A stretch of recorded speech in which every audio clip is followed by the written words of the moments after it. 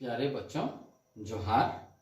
आज हम लोग विलियन चैप्टर में, सॉल्यूशन चैप्टर में आज वाष्प दाब यानी कि वेपर प्रेशर और रॉल्स लॉ के बारे में चर्चा करेंगे। पहला होता है कि वेपर प्रेशर किसको कहते हैं। तो वेपर प्रेशर को समझने के लिए हम लोग एक छोटा सा बीकर लेते हैं। उस बीकर में हम लोग पानी भरते हैं और उस बीकर को क्लोज सिस्टम बना देते हैं, बंद कर देते हैं और फिर उसमें धीमा आंच देते हैं बर्नर से। कुछ देर बाद हम लोग क्या ऑब्जर्वेशन देखेंगे कि ऑब्जर्व करेंगे कि पानी का लेवल थोड़ा घटेगा और फिर वो कांस्टेंसी मेंटेन करेगा, कांस्टेंट रह जाएगा वो लेवल।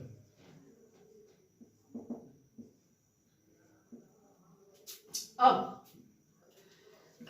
जब हम गर्म कर रहे हैं तो पहले वाटर का भाप बना, वेपर बना, जिसके चलते पानी का वॉल्यूम घटा।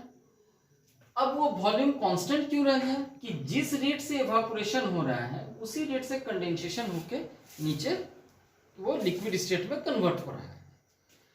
अब इसी अवस्था में ठीक पानी के सतह पर जो वेपर है वो इस पर प्रेशर एक्सर्ट करते हैं। इसी प्रेशर को हम लोग कहते हैं वेपर प्रेशर। यानी कि वेपर प्रेशर को हम लोग डिफाइन कर सकते हैं the pressure exerted by the vapour over the surface of the liquid when the liquid and vapour are at equilibrium with each other. अब यानी कि भाप द्वारा प्रेशर एक्सर्ट करना किस पर? लिक्विड के सतह पर। कब? जब लिक्विड और भाप दोनों एक दूसरे के इक्विलिब्रियम अवस्था में रहते हैं। वेपर प्रेशर कुछ कुछ चीज पर डिपेंड करते हैं। तो जिस चीज पर डिपेंड करते हैं वो क्या क्या है? पहला, नेचर ऑफ द लिक्विड, प्रकृति कैसा है लिक्विड का, नेचर ऑफ द लिक्विड। अगर लिक्विड अधिक वाष्पशील है तो उसकी वेपर ज्यादा मात्रा में बढ़ेगी, तो उसकी वेपर अगर ज्यादा मात्रा में बनेगी तो उसका वेपर प्रेशर भी अधिक होगा। सेकेंड है टेम्परेचर, ताप जिसको हम लोग कहते हैं कि जैसे जैसे टेम्परेचर या तापमान बढ़ाएंगे तो ज्यादा से ज्यादा वेपर का फॉर्मेशन होगा और वेपर प्रेशर भी अधिक होगा। और तीसरा है presence of non volatile impurities, यानी कि अवाष्पशील पदार्थ अगर उस लिक्विड में उपस्थित रहा तो वेपर प्रेशर घट जाता है। अब बात उठता है कि कोई भी नॉन वॉलेटाइल सॉल्यूट जिसको कि अवाष्पशील पदार्थ हम लोग कहते हैं, उसमें अगर लिक्विड में डाल दिया जाता है तो उसका वेपर प्रेशर घट जाता है। तो घटता क्यों है भाई? तो देखा जाए, जैसे हम एक बीकर लिए, इस बीकर में सिर्फ वाटर H2O लिए, इसको हम गर्म कर रहे हैं तो इसके पूरे सतह से वाष्प बनेगा, तो अधिक से अधिक वाष्प बनेगा तो वेपर प्रेशर भी क्या होगा? अधिक होगा। अब हम दूसरा भी कर लेते हैं, सेम वॉल्यूम का उतना ही पानी ऐड करते हैं H2O और उसमें शुगर भी ऐड करते हैं, यानी कि चीनी को भी मिलाते हैं। जैसे हम चीनी को मिलाते हैं तो वो सॉल्यूशन मेरा होमोजेनस बनता है। होमोजेनस बनने के चलते चीनी के कुछ पार्टिकल्स अपर सरफेस में भी रहेंगे, तो जहां जहां अपर सरफेस में चीनी के पार्टिकल्स रहेंगे वहां से वेपर बनना बंद हो जाएगा। तो वेपर बनना अगर बंद हो गया तो वेपर की मात्रा जो है वो घटेगी, यानी कि इस बीकर में मोर वेपर, क्योंकि यहां इवापोरेशन पूरे सतह से हो रहा है, और इस बीकर में चूंकि चीनी घोला हुआ है तो चूंकि ऊपरी सतह में जहां जहां चीनी उपस्थित रहेंगे वहां लेस वेपर, वहां से तो वेपर बनेगा नहीं, तो उस बीकर में वेपर की संख्या क्या होगी? कम, यानी कि वेपर का फॉर्मेशन जो होगा वो कम होगा। संख्या तो नहीं बोलनी चाहिए, वेपर की फॉर्मेशन, तो यहां लेस वेपर फॉर्म होगा। तो इसीलिए इसका वेपर प्रेशर जो होगा Vp हाई होगा और इसका वेपर प्रेशर क्योंकि कम वेपर बना है तो इसका वेपर प्रेशर लो। तो ये तीन चीजों पर वेपर प्रेशर डिपेंड करता है। अब बच्चों हम लोग आते हैं रॉल्स लॉ पर। तो रॉल्स लॉ में दो टाइप का हम लोग लॉ पढ़ते हैं। पहला है सॉलिड लिक्विड सॉल्यूशन, यानी कि चीनी और पानी का जैसे सॉल्यूशन है उस पर रॉल्स लॉ कैसे चलेगा, और दूसरा है लिक्विड लिक्विड सॉल्यूशन, यानी कि दो वोलेटाइल लिक्विड को मिला के जो सॉल्यूशन बनेगा उस पर हम लोग चर्चा करेंगे। तो पहला हम लोग चर्चा करते हैं लिक्विड लिक्विड सॉल्यूशन का रॉल्स लॉ कैसे लागू होता है, वो हम लोग देखेंगे। जैसे कि हम लोग दो लिक्विड लेते हैं ए और बी, इसको एक बीकर में हम लोग मिलाते हैं, तो मेरा सॉल्यूशन बना ए बी। अब जब ए अकेला था, इंडिपेंडेंट था, तो उस समय ए का प्योरेस्ट फॉर्म में vapour pressure P A not होगा, और बी जब इंडिपेंडेंट था, अकेले था, इकलौता था, तब बी का प्योरेस्ट स्टेट में वेपर प्रेशर होगा पी बी नॉट।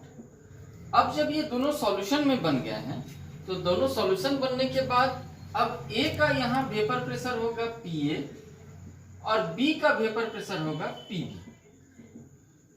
ए का मोल फ्रैक्शन हम एक्स ए लेते हैं, बी का मोल फ्रैक्शन हम एक्स बी लेते हैं। तब रॉल्स लॉ के अनुसार p a is equal to p A not into x a होगा, और p b is equal to p B not into x B. अब देखिए, एक खास टेम्परेचर पर प्योरेस्ट फॉर्म में जो वेपर प्रेशर होगा वो कांस्टेंट रहेगा, यानी कि p a is directly proportional to x a और p b is directly proportional to x b. यानी कि रॉल्स लॉ को हम एक्सप्लेन कैसे कर सकते हैं लिक्विड लिक्विड सॉल्यूशन का, कि at a constant temperature the vapour pressure of a component in a mixture of two volatile liquids, the partial vapor pressure of each liquid is directly proportional to its mole fraction in the solution. अब ये Pa और Pb जो है वो partial vapour pressure है A और B का solution में, तो मेरा टोटल वेपर प्रेशर जो होगा, तो total vapour pressure is equal to हो जाएगा मेरा Pa प्लस Pb होगा। अब टोटल वेपर प्रेशर बराबर पीए के जगह में हम डालेंगे PA nought into x A, अब पीबी के जगह में हम लोग डालेंगे PB nought into x B. अब चूंकि हम लोग जानते हैं कि X A plus x B is equal to 1, तो X A is equal to हम ले सकते हैं 1 माइनस एक्स बी। इसी का वैल्यू को हम इस इक्वेशन में पुट कर देंगे, तो total vapour pressure is equal to p A not into 1 minus x b plus p B not x b होगा, और p A not minus p A not x b plus p B not x b, और p B not x b p A not plus p B not x b minus p A not x b, और p A not is equal p A not plus x b common आ गया, तो p B not minus p A not. ये देखिए y is equal to C plus M x के term में ये equation तो आ गया, जो कि स्ट्रेट लाइन का इक्वेशन है। इसी तरह इफ अगर हम लोग लेते हैं x B is equal to 1 minus x a, तब मेरा जो नेट इक्वेशन है total vapour pressure is equal to, इस पी ए नॉट के जगह आ जाएगा आपका p B not plus x b के जगह आपका आ जाएगा एक्स ए, और यहां आपका आ जाएगा P A not minus P B nought. ये भी हो गया y is equal to C plus M X, यानी कि इसका भी जो ग्राफ बनेगा वो स्ट्रेट लाइन या लीनियर ग्राफ बनेगा। अब हम लोग जैसे ग्राफ बनाएंगे बच्चों, तो उस ग्राफ बनाने में है कि दो लिक्विड दोनों तरफ लेना है, एक तरफ ए रहेगा एक तरफ बी। जैसे कि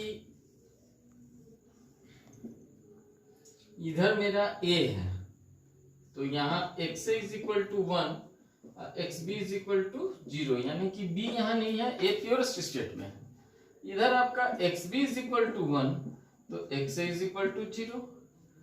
ए जब अपना प्योरेस्ट स्टेट में उसका वेपर प्रेशर हम लोग लेते हैं PA नॉट, बी जब प्योरेस्ट स्टेट में उसका वेपर प्रेशर हम लोग लेते हैं PB नॉट। अब जब दोनों को एक साथ मिला रहे हैं तो ये सॉल्यूशन बन रहा है और इसमें से ये PA जो होगा वो पार्शियल वेपर प्रेशर हो जाएगा A का और PB जो होगा वो पार्शियल वेपर प्रेशर हो जाएगा B का, किसमें, सॉल्यूशन में। अब इन दोनों को जब हम जोड़ देंगे तो ये मेरा total vapour pressure P is equal to PA plus PB। ये मेरा रॉल्स लॉ का ग्राफ है लिक्विड लिक्विड सॉल्यूशन का।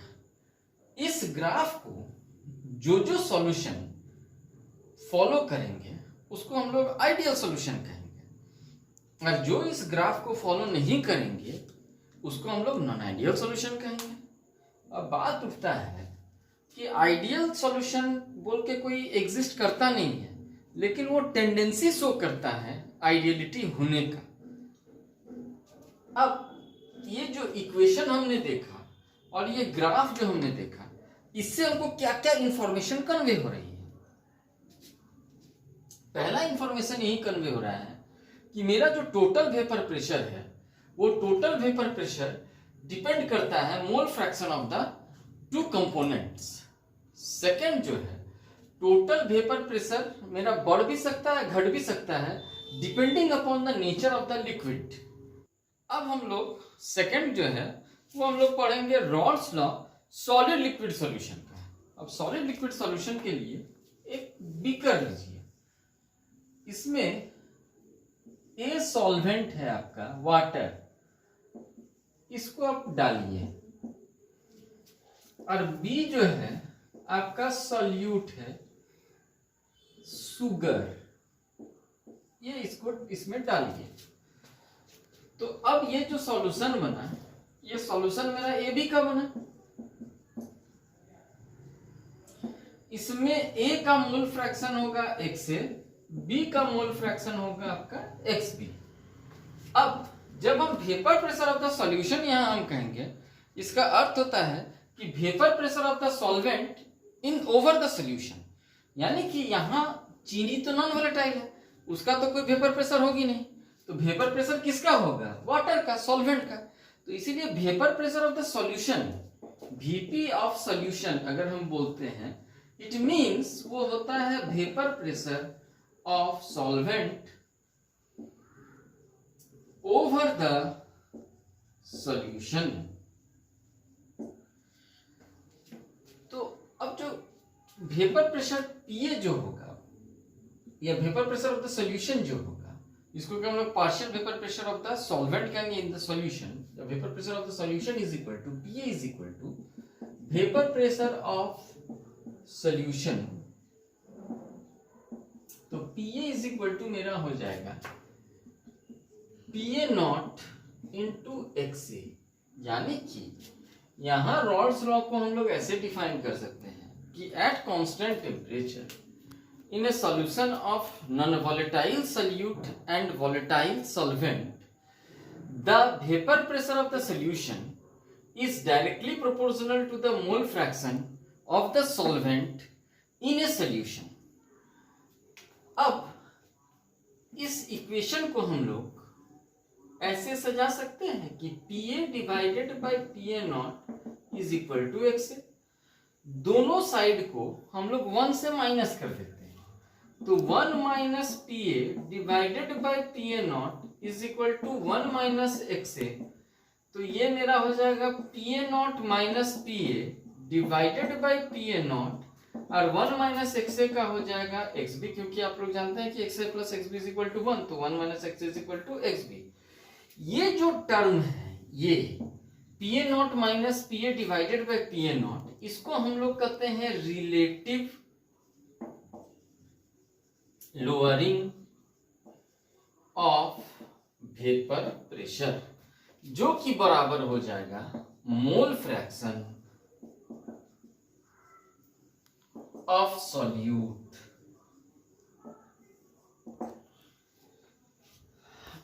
ये जो टर्म आया PA0 minus PA divided by PA0, इसको जो हम लोग relative lowering of vapour pressure करते हैं, ये आपका एक कॉलिगेटिव प्रॉपर्टीज के तहत भी आता है।